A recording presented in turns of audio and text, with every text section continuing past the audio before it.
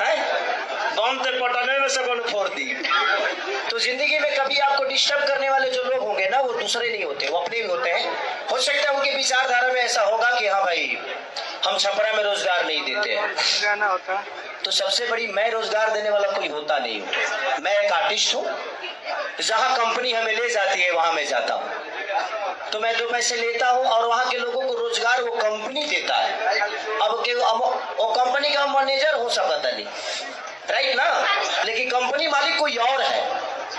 तो हाँ, मैं ये सजेशन दे सकता हूँ, लेकिन सजेशन में ये होता है कि उसको सब्सिडी भी मिलता है। वो सब्सिडी मेरे घर में नहीं आता है, मैं एक वर्कर की तरह काम करता हूँ और अपना रेमुनेशन जो होता है वो लेके निकल जाता हूँ, और उसी बहाने लोगों को रोजगार भी मिल जाता है और उसी बहाने प्रोड्यूसर का फायदा भी हो जाता है।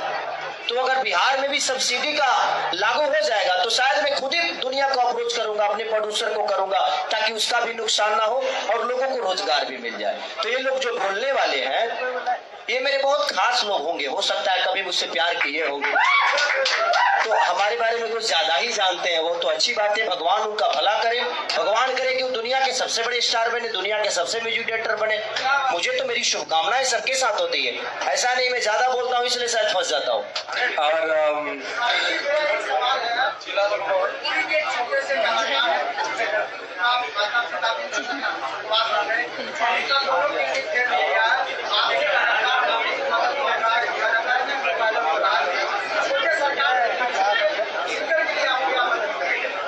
देखिए, मेरे से जितना हो सकता है मैं कर सकता हूँ उसके लिए, और मेरी औकात जितनी होगी, मेरी क्षमता होगी।